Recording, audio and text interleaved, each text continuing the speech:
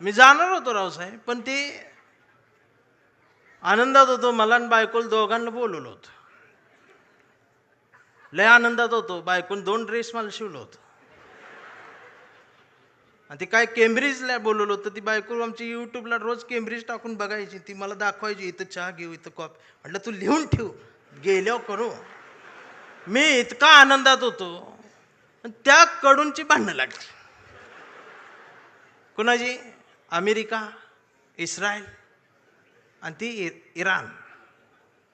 आणि माझा दौरा रद्द. इमानच उडत नाही म्हण. अजून काळा पडला. बर, भांडणं त्यांची आणि दंगा इथं. या सोशल मीडिया बघते, बघ आता अमेरिका असं करणार, इराण असं करणार, आता ट्रम्प काय ग बसतोय का, आमचं बी गेलंय, हे आलंय ते आलंय. 15 दिवस यांनी दंगा केला. जेव्हा यांच्या घरातला गॅस संपला,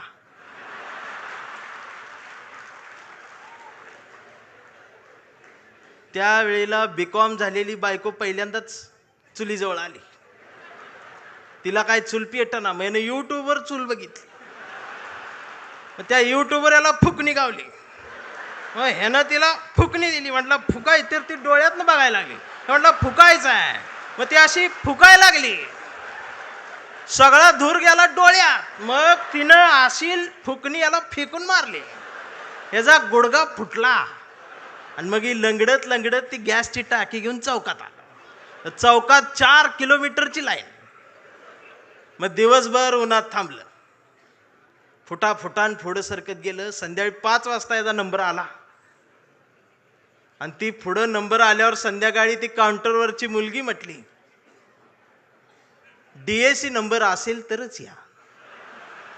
45 दिवसानंतर बुकिंग होईल, 60 दिवसांनी मिळेल. याच्या लक्षात आलं 60 दिवस गुडगा फुटणार.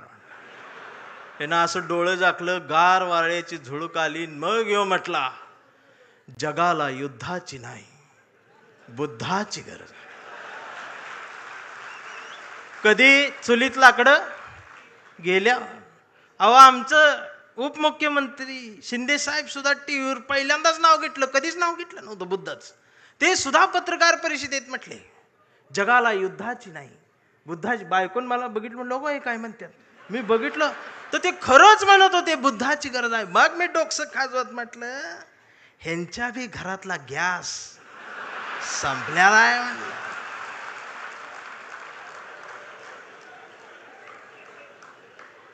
साधना आहे. अहो काय चालले काय. त्यावेळेला तुम्हाला आमच्या आठवणी येतील. खराचं प्रकरण ज्यावेळी टीव्हीवर आलं, महाराष्ट्र हादरला. त्यावेळेला महाराष्ट्राच्या मनात नाही तर अख्ख्या देशाच्या मनात एकच नाव आलं, डॉक्टर नरेंद्र दाभोळकर. खऱ्यापणाने लढणारी माणसं महाराष्ट्रात तेव्हाही होती, आजही आहेत, उद्याही असतील. आणि शिवसेना कायम खऱ्या माणसांसोबत मैदानात आहे. ती उद्याही राहणार आहे, ही संपणार नाही. फक्त माझी विनंती आहे, मला दिसते बरं का, मला काय भविष्य कळत नाही, पण मला दिसते लवकरच तुम्ही बी सत्तेत आहे. फक्त माझी विनंती साहेब एवढीच आहे, जेवढी गेले ती त्यातलं परत यायला बघत्याल. अजिबात नाही घ्यायची.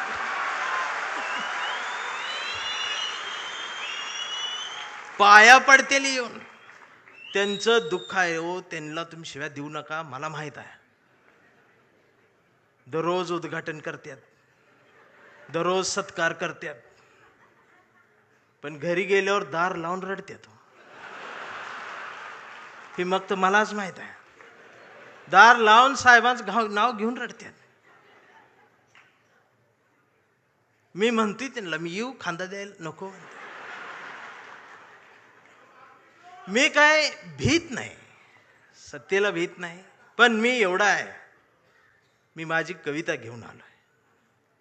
पाखरांच्या चोची मधला घास व्हावी कविता, पहिला आणि शेवटचा श्वास व्हावी कविता, कोसळावेत थेंब भुईत मातीचा वास व्हावी कविता, उगवावा पिंपळ एक प्रवास व्हावी कविता, त्याच पिंपळाच्या सावलीला मानवतेचे गीत गाणारी बुद्ध व्हावी कविता, मी करावे पाखरांच्या हवाली तिला मग शुद्ध व्हावी कविता, हिंदूंच्या कंठामध्ये सलाम अलिकम सलाम व्हावी कविता, मुस्लिमांच्या भाळावरचा नाम व्हावी कविता, मंदिर मशीद बांधणाऱ्यांच्या कपाळाचा घाम व्हावी कविता, इंद्रायणीत तरलेला तुकाराम व्हावी कविता, आणि या देशाच्या मातीत विज्ञान पेरणारी अब्दुल कलाम ही व्हावी कविता.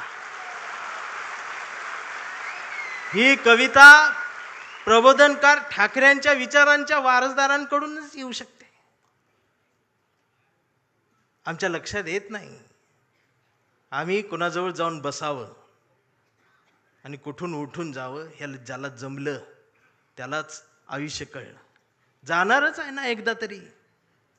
काय राहणार आहे तुमचं? अख्ख्या महाराष्ट्राच्या मनावर राज्य करणारा, हृदयाच्या कप्प्यात बंद झालेला आमचा अजितदादासारखा नेता अचानक गेलाच ना. काय नेलं सोबत?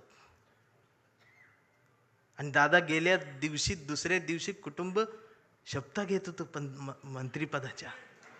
हा विनोद नाही, हा विनोद नाही, ही वेदना आहे, पर्याय नाही. काय राहते आमचं? आज कितीतरी अधिकारी भ्रष्टाचारात हे आहेत ते आहेत. समोर एखादं वंचित पिचलेलं येतं ना, त्याच्यासाठी कुणाचाच फोन येत नाही, त्याच्यासाठी कुणीच फोन करत नाही, त्याच्यासाठी कुणीच दबाव टाकत नाही. जर अधिकाऱ्यांनो तुम्ही फक्त त्याला बसवून पाणी प्यायला दिलं आणि कुणाचाच फोन न येतात जर त्याचं काम केलं ना, तर संध्याकाळी स्वाभिमानाची झोप लागते. याचा विसर पडला म्हणून बाळासाहेब ठाकरेंना कुंचला सोडून हे बोट उचलावं लागलं. प्रत्येक काळात बाळासाहेब कुठे येणार आहेत? त्यांचे विचार आहेत,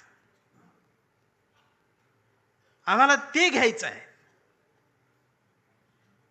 40-50 वर्षापूर्वीचा जो शिवसैनिकाचा दरारा होता ना, तो दरारा पाहिजे मला परत मुंबईत आल्यावर.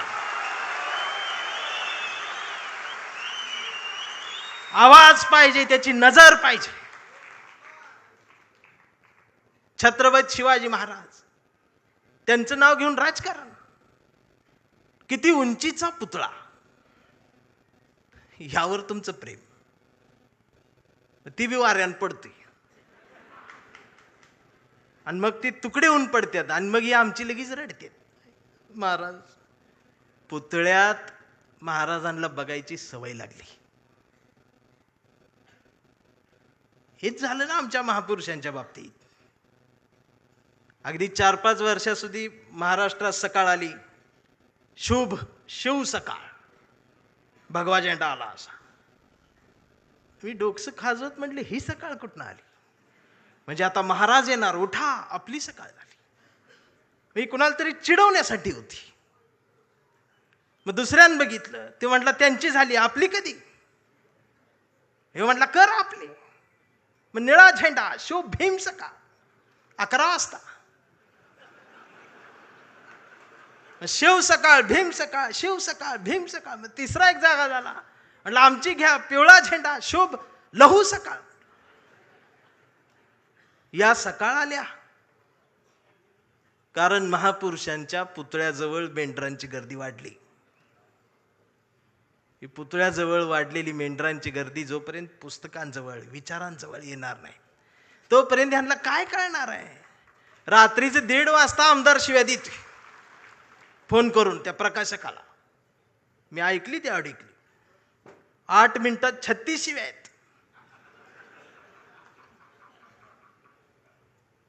स्ट्राईक रेट काढला तर 400च आहे.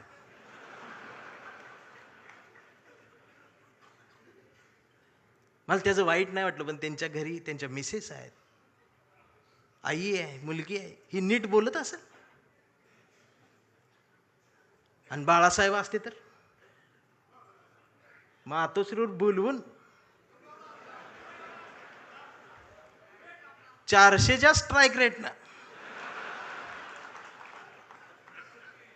बाळासाहेब नसले काय झालं? तुमच्या मनगटात तो विचार आहे ना, तो स्वाभिमान जिवंतच ठेवा. एक गरज आहे. आणि खरं सांगू आदित्य दादा, गावगाड्यावर, शहराच्या चौकात, झोपड्यांमध्ये एक हुंदका आहे, एक हंबरडा आहे, जो राम कृष्ण हरी माऊली म्हणत एखाद्या नव्या ठाकरेची वाट बघत बसलाय.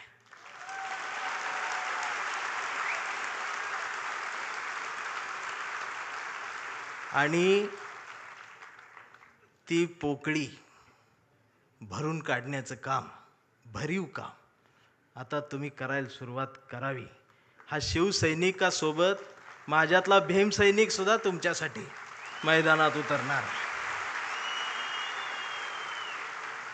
कुठपर्यंत आम्ही एकमेकांशी भांडत बसायचं? जर शिवाजीनगरमधून समतेचा आणि मैत्रीचा हात, जर माझ्यासाठी दोस्तीचा हात येत असेल, तर आंबेडकर नगरमधून माझा सुद्धा हात मैत्रीचा तुमच्यासाठी पुढे यायला पाहिजे. आणि हा देश संविधानाचा आहे ना, मी हिरव्यांचा आहे, निळ्याचा आहे, ना मी भगव्याचा आहे. मी भगव्याचा आहे. कुठल्या भगव्याचा? मी वारकऱ्यांच्या भगव्याचा आहे. मी बाळासाहेबांनी शिवसैनिकांच्या हातात जो भगवा दिलाय, मी त्या भगव्याचा आहे. मी तो भगवा घेऊन आलोय, पण त्याच्या सोबत मी या देशाचा तिरंगा सुद्धा आज घेऊन आलोय. आणि मला काय करायचं ती करा. या देशाच्या संविधानाला, तिरंग्याला जरी साधं नख लागायचा प्रयत्न जर कोणी केला, तर माझा ह्यो काळा रंग तुमच्यात मिसळून जाईल. आता ही भाषाच कळत नाही यांना, वैचारिकपणच राहिलं नाही. राऊत साहेब लगेच मारतेत, अंगावरच येते, शाईच टाकायला येते शाई. परवा एका कार्यक्रम सुरू करायच्या आधी ती DYSP माझ्याकडे आली, म्हटले भाषण करू नका. म्हटलं काय झालं? काही संघटना तुमच्यावर शाई टाकायला. मी म्हटलं मी लय लांब आलोय, करू देते. बाजूला ते कॉन्स्टेबल बघत होत माझ्यावर, ते हसायला लागलं मला बघून. म्हटलं काय झालं, का हसताय? तर म्हटले तुमचं तोंड काळ करणार आहे. मी म्हटलं साहेब बोलू दे 2 मिनिटं. तर ते म्हटले तुमच्या रिस्कवर बोलणार का? मी म्हटलं अहो आम्ही जन्माला येतानाच आमच्या रिस्कवर आलोय.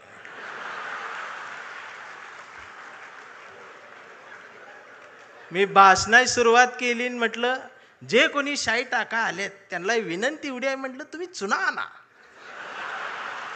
अजून काय काळ घालणार. हे जी घसरण झाली आमच्या शहाणपणाची, मी या मराठी मातीचा सांगावा घेऊन आलोय तुमच्यासाठी की तुमची गरज महाराष्ट्राला आहे. आणि महाराष्ट्र फक्त तुमचा आहे. मी आता जास्त वेळ घेणार नाही, कारण आता डरकाळ्या ऐकायच्या आहेत. मी कविता घेऊन थांबणार आहे, ज्या कवितेसाठी मला साहेबांनी बोलवले. त्या कवितेत तुडवा ऑपरेशन आहे. कविता आहे कांबळे. आता हा कांबळे कुठल्या एका जातीचा नाही, हा कांबळे भारतीय आहे, हा कांबळे मराठी आहे, हा कांबळे अस्मिता आहे, हा कांबळे स्वाभिमान आहे, हा कांबळे काय काय त्रास होत जातो त्याची कविता आहे. हा कांबळे शेंडीतून जानव्यातून मुक्त येऊन प्रबोधनकारांच्या जवळ आलेला आहे, फुलेशाह आंबेडकरांच्या जवळ आला, असा हा स्वाभिमानी आहे की आमचा कांबळे लय हुशार. हे कधीच नाही रडला, नुसताच कांडला करून. कांबळे शाळेत गेला, मास्तरनं फळ्यावर सरस्वती काढली. कांबळे शाळेत गेला, मास्तरनं फळ्यावर सरस्वती काढली, पण कांबळेनं पाटीवर सावित्री काढली. मग मास्तरनं चिडून कांबळेला असा तुडवला, असा तुडवला, असा तुडवला, पण कांबळे नाही रडला, नुसताच कांडला करून. कांबळे वयात आला, विशीत आला, मिशीत आला, कांबळे गुलाबी झाला आणि तिच्या प्रेमात पडला. मग तिनं विचारली त्याची जात. मग तिनं विचारली त्याची जात. कांबळे म्हणाला, वेडे, मी माणूस, माणूस माझी जात, प्रेमात कसली आली जात. मग माणूस माझी जात म्हटल्यावर तिनं बरोबर ओळखली जात. मग तिनं बी कांबळेला असाच तुडवला, असाच तुडवला. पण कांबळे बी हुशार, नाही रडला, नुसताच कांडला करून. कांबळेचं लग्न ठरलं. घरचे म्हणाले, मुहूर्त पहा. कांबळे म्हटला, पटत नाही, प्रबोधनकार वाचा. नातेवाईक म्हटले, सत्यनारायण. कांबळे म्हटला, जमत नाही, फुले वाचा. भावकी म्हटली, जागरण गोंधळ, बोकाट तरी कापा. कांबळे म्हटला, पटतच नाही, गाडगे बाबा वाचा. मग घरच्यांनीच दार लावून कांबळेला असाच तुडवला, असाच तुडवला. पण कांबळे बी हुशार, नाही रडला, नुसताच कांडला. इथं कोण शाई वगैरे लावा आले का? चुना ना. मग कांबळे अशा चळवळीत आला. सगळ्या चळवळी अशा गट तट फुटून बिटून गेले. कांबळेला वाईट वाटलं. कांबळे सगळ्यांना वाटला, सगळ्यांनी एकत्रित या, एकत्रित या, देश समजून घ्या, महाराष्ट्र समजून घ्या. दिवसभर बोंबलत राहिला. मग संध्याकाळी सगळे एकत्रित आले आणि एकत्रित येऊन आपल्याच कांबळेला, आपल्याच लोकांनी असाच तुडवला, असाच तुडवला. पण कांबळे बी हुशार, नाही रडला, नुसताच काढला. आणि आता कांबळे शिवसैनिक झाला.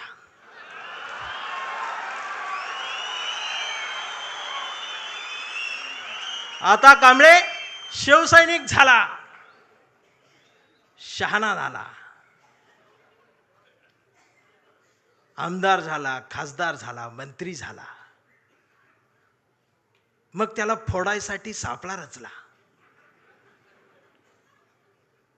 त्याला बुलवून बुलवून घेतलं, कांबळे नाही गेला.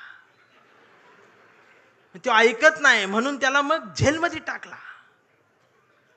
तिथं सुद्धा ईडीनं त्याला असा तुडवला. पण कांबळे तिथं बी नाही रडला, नुसताच कांडला. आणि असा भगवा फडकवत जेलमधनं बाहेर आला. अरे, महाराष्ट्राच्या इतिहासातला सुवर्ण अक्षरांनी, सोनेरी अक्षरांनी लिहिणारा जाणार तो इतिहास आहे. तो शिवसैनिक ज्या वेळेला न झुकता बाहेर आला ना, तो नाद नाही आमच्या रावसाहेबांना, नादच नाही. आता कांबळे वयस्कर झाला. त्याच्या परवा ते सोशल मीडियावर येडं झालेले. ते सोशल मीडियावर कोण आहे, निसर्ग चित्र येतं, त्याच्यावर लिहिलेलं असतं 70% डोळे बारीक करा.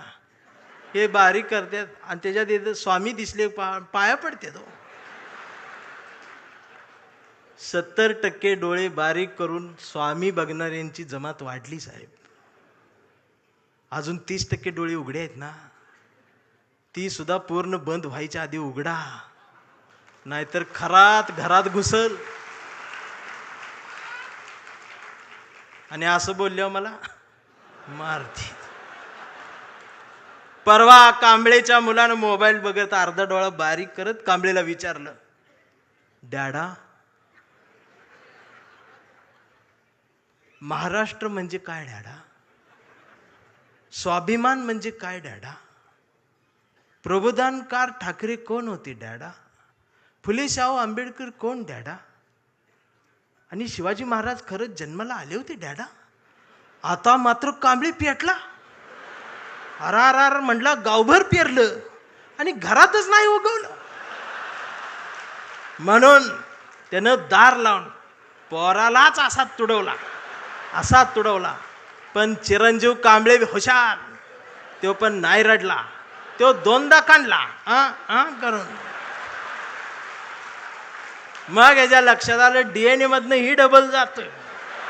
विचार ही स्वाभिमानातनच द्यायला लागत असतात. आणि आता कांबळे वेडा झालाय. कांबळे वेड्यांच्या दवाखान्यात आहे. व्यवस्थेने त्याला वेडा ठरवलंय. कांबळे वेड्यासारखं स्वाभिमान म्हणतो, कांबळे वेड्यासारखं निष्ठा म्हणतो, कांबळे वेड्यासारखं संघटन म्हणतो, कांबळे वेड्यासारखं मराठी म्हणतो, कांबळे वेड्यासारखं भारत म्हणतो, कांबळे वेड्यासारखं शिवराय ते भीमराय सांगतो. पण डॉक्टर सुद्धा कांबळेला श्वाक देऊन तुडवतायत. पण कांबळे नाही रडत, तो नुसताच कंथी करून. हा कांबळे जोपर्यंत जिवंत आहे तोपर्यंत शिवसेना जिवंत राहणार आहे. हा कांबळे जोपर्यंत जिवंत आहे तोपर्यंत बाळासाहेब ठाकरे, फुले, शाहू आंबेडकरी, मराठी माती, मराठी माणूस जिवंत राहणार आहे. हे एवढाच सांगावं घेऊन आलो होतो. जागर राहावा, दिवसा बी जागर राहावा, रात्री बी जागर राहावा. आणि पुन्हा तो दरारा मला पाहिजे. आणि आदित्य दादा, माझ्या कवठीमंकाळच्या मातीचं तुम्हाला सांगणं आहे की आता तुम्ही या मैदानात, म्हणजे तुम्ही तसं मैदानात आहेच, या माय मराठी मातीत ब्रँड म्हटलं जातं ना, ब्रँड, त्या ब्रँडला म्हणते शिवसैनिक, ओरिजिनल शिवसैनिक. थांबताना एवढंच म्हणेन, आभारांचे भार कशाला, सत्तेचे हार कशाला, मनात एक घरट बांधूया या शिवसेनेचं, या शिवसेनेच्या घरट्याला दार कशाला, झुळझुळत्या या बाळासाहेबांच्या झऱ्याला आपल्याही स्वाभिमानाचं पाणी देत राहूया. मिनमिनत्या या मासाहेबांच्या हृदयाच्या दिव्याला आपल्याही जगण्याचा उजेड देत राहूया. आणि जोपर्यंत ठाकरे घराणं आमच्या मनाला साथ घालत राहील त्याला आयुष्यभर असाच प्रतिसाद देत राहूया. मी राऊत साहेबांच्या स्वाभिमानाला वंदन करतो. तुमच्या सर्व शिवसैनिकांना मनापासून जय महाराष्ट्र करतो. थांबताना हुंदका दाटून येतोय. एवढ्या मोठ्या स्टेजवर, एवढ्या मोठ्या प्रबोधन पीठावर मला उभं करण्याची संधी तुम्ही दिलीत. मी आभारी आहे. धन्यवाद.